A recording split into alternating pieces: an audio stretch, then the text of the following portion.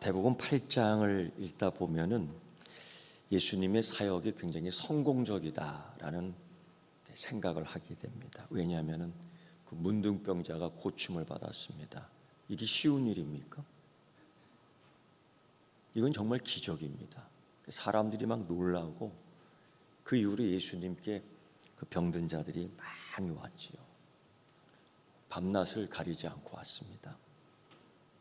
심지어 그 제국주의 로마가 이 예루살렘을 전 세계를 장악했죠. 그때 백부장 한 사람이 다가와 예수님께 절하면서 자기 하인을 낫게 해달라고 간청했습니다. 말씀 하나로 그냥 끝내버렸죠. 그 권위가 그 로마 백부장이 그냥 요만해진 거죠. 사람들이 얼마나 통쾌하겠습니까? 사람이 그래요. 감정이. 베드로의 장모가 열병에 걸렸습니다. 이건 100% 죽는 거일 거예요. 근데 살려냅니다. 그러니까 집 안에 있는 사람이나 집 밖에 있는 사람이나 모두 놀랬습니다. 와, 예수님.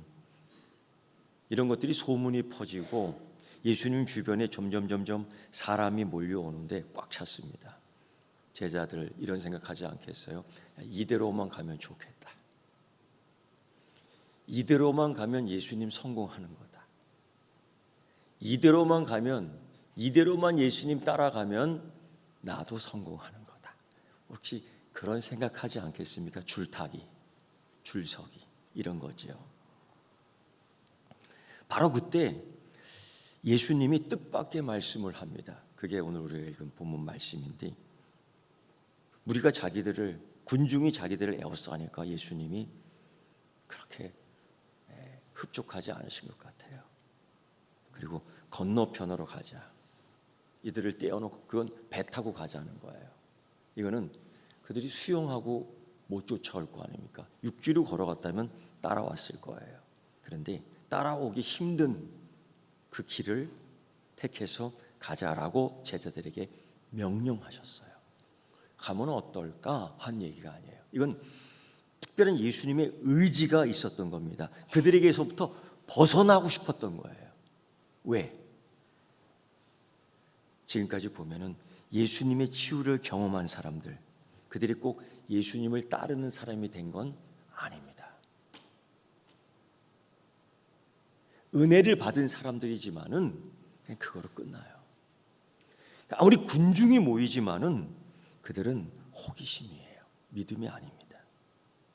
고침은 받았지만은 삶의 방향과 삶의 중심은 여전히 자기 중심, 자기 방향이었던 거예요. 그런 자들이 예수님에게 쫙 모였죠. 예수님이 벗어나고 싶은 겁니다. 예수님이 직접 뽑으신 제자들과 함께 갈릴리호수 저쪽으로 가자. 굳이 거기까지 왜? 그들이 건너서는 쫓아오지 못할 테니까.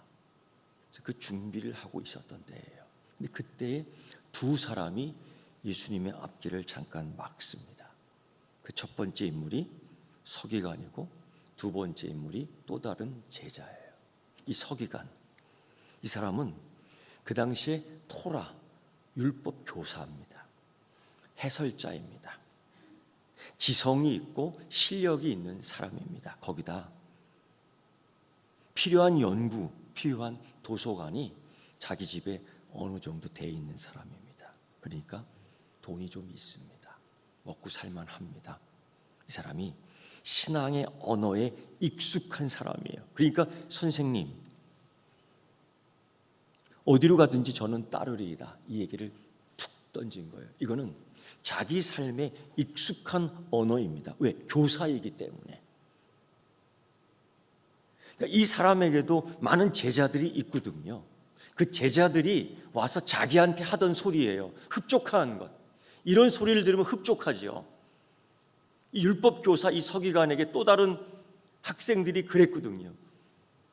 서기관님, 랍비님, 저를 가르쳐 주십시오. 저의 선생으로 모시겠습니다. 얼마나 흡족해요. 지금 이런 거예요. 예수님을 한번 흡족하게 할까? 근데 진짜 속내는 뭘까? 그 사람이 떠나려는 예수님을 가로막으며 선생님이여 어디로 가든지 저는 따르리이다. 이 호칭부터 아무리 못 배운 아무리 모르는 그 로마 군인도 주여라고 했거든요. 근데 이든 그런 얘기 안 해요. 선생님 딱 여기로 끝나요. 따르겠습니다.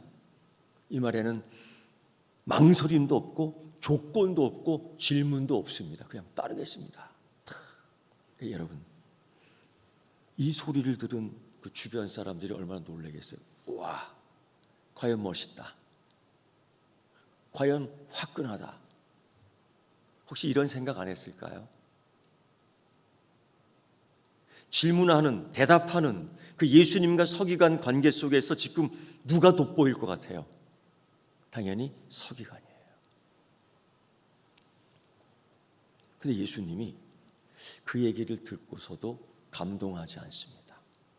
그 8장의 로마 백부장이 자기 하인을 고치러 올 때는 그 답변에, 그 질문에, 그 답변에 예수님이 감동하시면서 그 이스라엘 중에 이만한 믿음을 본 자가 없도다 하고 주님이 감격했거든요. 근데 이렇게 따르겠습니다. 저는. 근데 예수님이 별로 칭찬도 하지 않고 곧바로 이런 얘기를 해요. 여우도 굴이 있고 공중에 새도 거처가 있으되 인자는 머리 둘 곳이 없도다. 예수님이 여기서 인자라는 표현을 하는데 복잡한 이야기예요. 여기서 자기를 딱 내세워요. 인자는 하면서. 근데 이 서기관은 깨닫지 못해요. 어쨌든 이렇게 얘기해요. 아니, 내가 지금 따르겠습니다 라고 하는데 예수님은 인자는 머리 둘 곳이 없도다. 완전 이 생뚱맞는 서로의 이 동문서답, 지금 이런 환경이에요.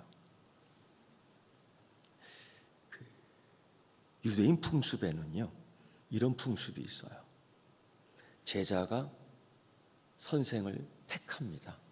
이게 가정교사예요. 지금은 그 박사과정에 공부하는 분들 보면은 스승이 제자를 택해요. 그래서 그 스승의 지도 아래 논문 제대로 못 쓰면은 10년이 걸려도 논문 완성할 수 없습니다. 그 스승이 제자를 택해요. 가르치고 훈육하고 가르치고 키워내죠. 근데 이때는 제자가 선생을 택해요. 그래서 가정교사를 하든 뭘 하든지 간에 그래서 품삯을 선생에게 주는 거예요. 이 분위기로 봐서는 두 가지예요. 정말 예수님 따르고 싶습니다. 근데 그 속뜻은 모르겠어요. 솔직한 감정을 아직까지는 비추진 않았지만은 예수님은 중심을 보시고 아셨다는 거죠. 그리고 인자는 머리 둘 곳이 없도다 한 거죠. 반면에 또 다른 의미 속에서 그 유대 풍습대로 생각한다면은 이 서기관은 지금 그렇게 얘기하는 거예요. 내가 당신을 스승으로 택했습니다. 내가 택한 거예요. 내가 교육비도 낼 거예요. 당신에게. 나는 밀리지 않습니다. 우리 육성예비 세대들 있잖아요. 그 당시에 육성예비 밀린 애들 봤죠. 그렇죠. 그 밀리면 꼭 선생님이 불러내갖고 밖에 나가 손들게 하고 막 그랬어요. 제 경험으로. 참 마음이 아팠어요. 근데 이 서기관이 지금 그러는 거죠. 밀릴 일 없어요. 꼬박꼬박 드릴 거예요. 그러니 예수님, 당신 선생은 오늘 개탄 날입니다. 복받은 날이에요. 나 같은 제자가 있으니. 이런 격이에요. 이 두 가지로 생각할 수 있어요. 예수님이 칭찬도 하지 않잖아요. 곧바로 이렇게 얘기해요. 여우도 굴이 있고 공중의 새도 거처가 있을 때 인자는 머리 둘 곳이 없다. 이 말씀을 한 거예요. 이 머리 둘 곳이 없다라는 이 의미는 단순히 집이 없어 가난하다라는 뜻이 아니고 삶의 구조 자체가 바뀐다라는 선언이에요. 예수를 따를 때에 삶의 구조가 바뀝니다. 삶의 우선이 바뀝니다. 이 얘기해 주는 거예요. 종교 지도자들, 자기 편 먹는 사람들 아니에요? 정치 지도자들, 자기 편 먹는 사람들 아니에요? 군중의 기대, 예수님을 향한 군중의 기대, 그건 십자가가 아닙니다. 이러한 구조 속에서 이 서기관은 예수님을 따른다? 즉 세상의 안전한 울타리 안에서 믿음 생활을 하고 싶습니다 라는 거예요. 울타리 밖으로 나가는 십자가의 길이 아니라 울타리 안에 안전한 삶 속에서 예수님을 초청해서 같이 있자는 거죠. 예수님 같이 있어 주세요. 근데 여기에서에만 예수님 내 삶으로 들어오세요. 내 삶의 구조 안으로 들어오세요. 내 뜻을 이루어 주세요. 지금 이겁니다. 이거. 우리도 그런 적 있잖아요. 예수 안 믿겠다는 게 아니에요. 예수를 부정하는 게 아닙니다. 예수님 말씀 듣겠다는 겁니다. 그러나 내 구조 안에서, 내 울타리 안에서, 내 삶의 이야기 안에서 예수님 들어오세요. 제자가 뭡니까? 예수님의 이야기 속으로 들어가는 겁니다. 그리스도인이 뭡니까? 예수님의 삶 속에 내 삶을 집어넣는 겁니다. 그런데 이 서기관은 그게 아니죠. 예수님과 줄다리기 하면서 예수님을 끌어내는 거죠. 서기관이 왜 이런 생각을 한 걸까요? 이런 피상적인 결심을 한 걸까요? 지금까지 그는 예수님을 보았지 않습니까?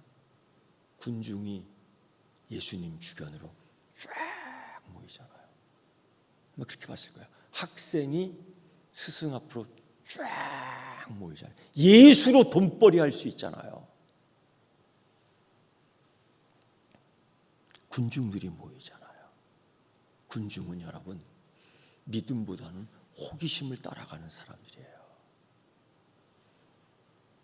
군중은 정말 예수님의 말씀을 듣기를 원해서 모이는 자들이 아니라 다음에 무슨 일을 할까 해서 보기를 듣기를 원해서 모이는 자들입니다. 군중은 예수님의 팬이지 제자가 아닙니다. 알아야 돼요. 그러니까 예수님이 떠나가고자 하는 거예요. 병을 고치시는 예수님, 귀신을 쫓아내시는 예수님, 사람들이 몰려드는 예수님, 말씀에 권위가 있는 예수님. 그래서 서기관은 예수님 따른다면 삶의 의미가 더 있어지지 않을까? 그런 생각. 예수님 따른다면 신앙적으로도 손해보는 게 없지 않을까? 그래서 그는 말합니다. 어디든지 가시든 어디로 가시든 저는 따르겠습니다. 그런데 그 말 속에 말하지 않는 속 마음이 있죠. 이거예요. 내 삶의 안전을 유지한 채로 예수님 따르겠습니다.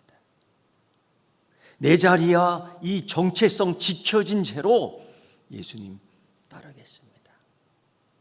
예수님 따르면서 돈벌이 한번 해보겠습니다. 내 자리 지켜보겠습니다. 종교적으로 특출했죠. 그런데 예수님은 생뚱맞게 그러한 서기관에게 그렇게 얘기한 거예요. 인자는 머리 둘 곳이 없다. 이게 무슨 뜻이에요? 네가 따르려 하는 십자가의 길은 보장된 집이 없다. 너는 도서관이 있고 너는 책도 많고 너는 재력도 있고 너는 종교성도 있고 너는 지금 권력도 있는데 그거 근데 십자가의 길에는 그런 것이 없다라는 거예요. 이 길에는 더구나 안전된 거처가 없다라고 주님이 딱 못 박아 말씀한 거죠. 그 이후 그 서기관은 어떻게 됐을까요? 성경은 그 사람에 대해서 더 이상 얘기 안 해. 그리고 또 다른 제자, 그 상황에서 또 다른 제자 이야기를 하는데 그 상황은 그거예요. 예수님이 그 말씀 딱 하니까 가버린 겁니다. 더 이상 얘기할 필요가 없는 거예요. 몇 해 전 한 청년을 만났습니다. 열정적이죠. 믿음의 고백을 분명히 하는 청년이었습니다. 그래서 목사님, 전 주님을 따를 준비가 됐습니다. 따르겠습니다. 주님을 얘기하더라고요. 필요하다면 선교도 가고요. 신학교도 가겠습니다. 그래? 잘했다, 야. 잘했어.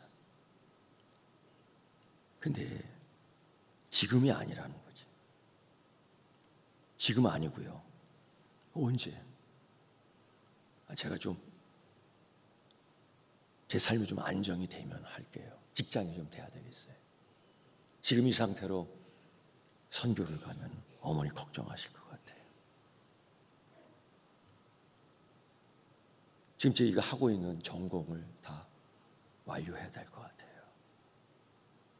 그래. 그 제가 뭐라고 얘기했어요? 기도하면서 준비해라. 근데 깨달은 게 하나 있어요.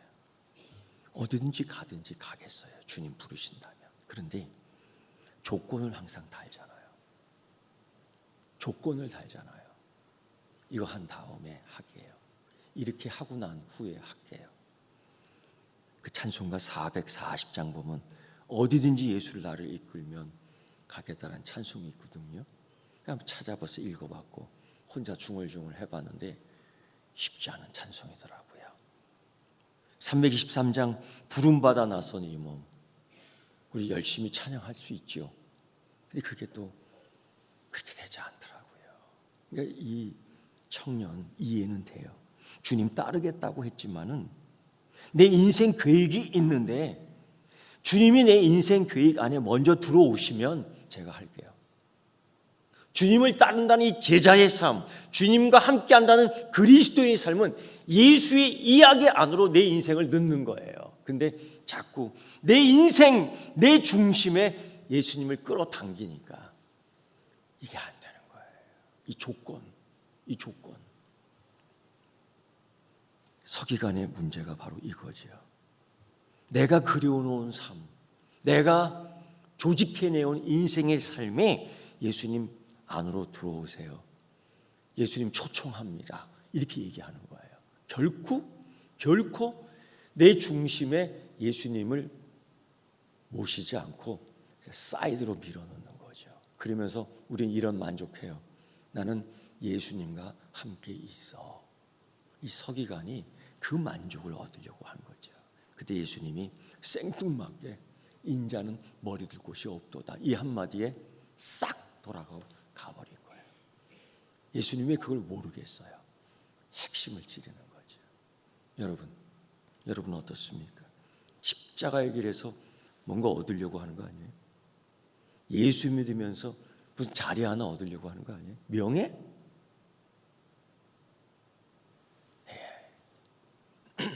그리고 나서 또 한 명의 제자가 예수님의 앞길을 막았습니다.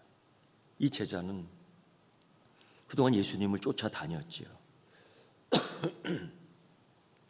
근데 느낌이 예수님이 12명 제자 안에 들어오지 못한 것 같아요. 베드로처럼 예수님 부르셨을 때에 그 그물과 배를 버리고 즉시 따르지 못했던 청년 같아요. 세베대 아들 안드레, 야고보와 요한처럼 그 배와 아버지를 버려두고 즉시 예수님을 쫓지 못했던 청년 같아요. 마음에 항상 걸렸던 것 같아요. 그때 이 또 다른 제자가 예수님에게 단단히 각오하고 얘기해요. 이렇게, 주여. 아까는 그가 선생이요, 이 제자는 주여, 달라요.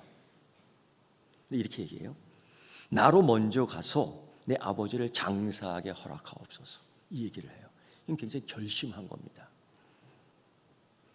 부모의 장례는 유대사의 가장 중요한 책임 중에 하나였지요. 이 제자는 가정에서의 삶을 잘하기를 원했던 거예요. 맞아요. 부모 공경해야죠.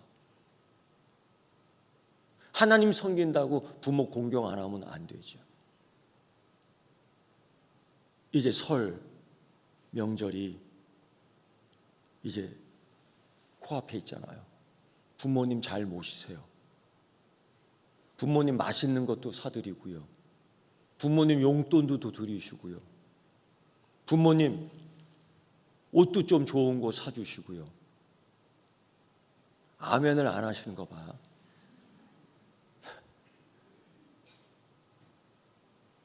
아멘 해야죠. 성경은 부모 모시라고 한다고요. 시키면 5계명에 내 부모를 공경하라. 그 공경이 뭐예요? 만난 것 있으면 아빠 엄마 먼저 먹이고, 좋은 것 있으면 아빠 엄마 먹이고, 때마다 시절마다 계절마다 옷 사드리고, 그게 공경이에요. 맞아요? 아니에요? 아멘을 안 해. 이 또 다른 제자는 그 얘기하는 거예요. 그 얘기하는 겁니다. 여기에서 너무 상식적이지 않습니까? 그런데 여기서 장사하게 하옵소서, 이 의미는 좀 더 생각해야 될 것 같아요. 지금 아버지가 죽었습니까? 그거 아니고요. 그거 아니고요. 제자가 요청했던 것은 부모님이 살아계시는데 제가 그 집에 머물면서 남겨준 유산을 좀 정리하게 해주세요. 이 뜻은 뭐냐? 지금 예수님 따라가야 되는데 좀 저는 연기해 주세요. 이것들을 해결해야 돼. 유산 받을 때까지 예수님의 제자 측근으로 남겨주세요. 합류할 테니까. 아직 이 할 일이 있는데 그때가 되면 아버지의 재산을 제가 받을 수 있어요. 충분한 자금이 있으니까, 자급자족할 수 있으니까 예수님 사역도 그때는 좋아질 겁니다. 그러니 저를 좀 제자의 삶에서 연기시켜 주세요. 이 얘기를 하는 거예요. 근데 예수님은요, 나를 따르라 하는 거예요. 다른 얘기 안 해요. 이 또 다른 제자가 말하는 것은 제자들에게 싫다는 게 아닙니다. 다만 순서가 있어. 주님 조금만 기다려 주세요. 제가 할 테니까. 조금만 기다려 주세요. 그때 예수님이 확실하게 무슨 말씀 하시냐면 이런 말씀. 죽은 자들로 자기 죽은 자를 장사하게 하고 너는 나를 따르라. 딱 얘기하는 거예요. 분명하게 하시죠. 지금 뭐냐? 예수님의 이 시선은 사람이 아니라 시간이었던 겁니다. 예수님을 따르는데 몇 달을 기다려, 예수님을 따르는데 몇 날을 기다려, 그럴 시간이 없다는 거죠. 예수님의 부름은 긴급한 부르심입니다. 나를 따르라, 즉각성이 있어야 되는 겁니다. 미적미적 생각해 보고요, 기도해 보고요, 끝나는 겁니다. 끝나는 겁니다. 예수님이 문제 삼은 건 장례가 아니에요. 부모 공경의 이야기가 아니에요. 예수님의 문제 삼으신 것은 먼저라는 즉각성입니다. 그걸 문제 삼았어요. 여러분, 우리는 항상 이러한 구조가 머릿속에 있어요.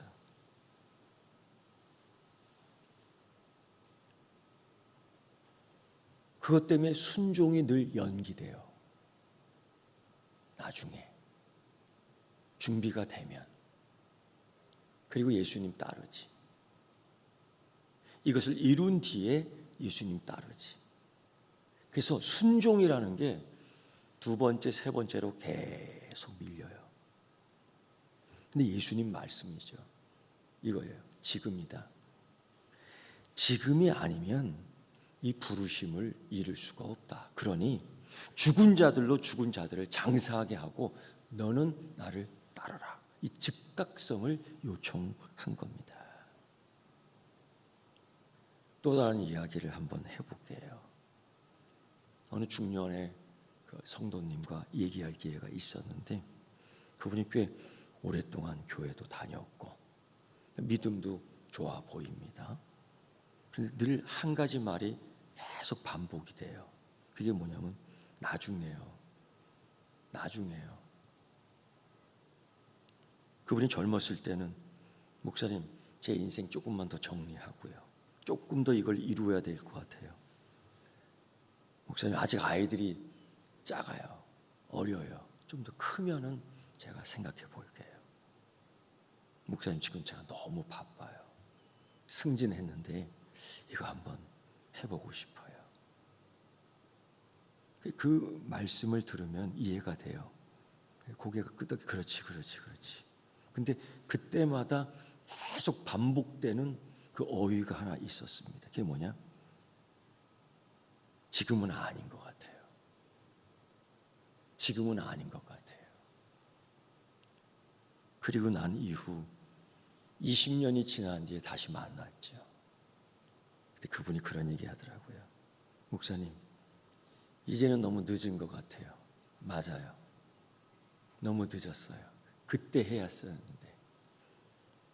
우리 신앙의 언젠가라는 이 구조, 우리 신앙의 나중에라는 이 구조 때문에 하나님 뜻이 즉시 일어나지 않을 때가 많아요. 순종이라는 것이 밀려요. 이 삶의 구조, 항상 나중이라는 구조. 그래서 먼저 정리하고 예수님 따를게요. 먼저 인정되면 예수님 따를게요. 먼저 성공하면 예수님 따르겠어요. 이게 밀리는 거죠. 이건 여러분, 예수님 따르지 않겠다는 게 아니에요. 나중에 예수님 따르지 않겠다는 게 아니에요. 따라요. 근데 순종이 아니라는 거지. 그때 예수님이 나를 따르라, 이 말씀은 지금이야. 지금이 아니면 이 부르심은 지나가는 거야. 근데 여러분, 이러한 젊은이들이 예수님 공생애 때 참 많았습니다. 누가복음 18장에 그 어느 젊은 부자 간원이 나오는데 정말 그는 신앙적으로 열심이었습니다. 예수님 따라가겠다는 거예요. 영생을 얻고 싶다는 거예요. 뭐 그를 보면 십계명 전체를 다 행했던 사람입니다. 부족함이 없어요.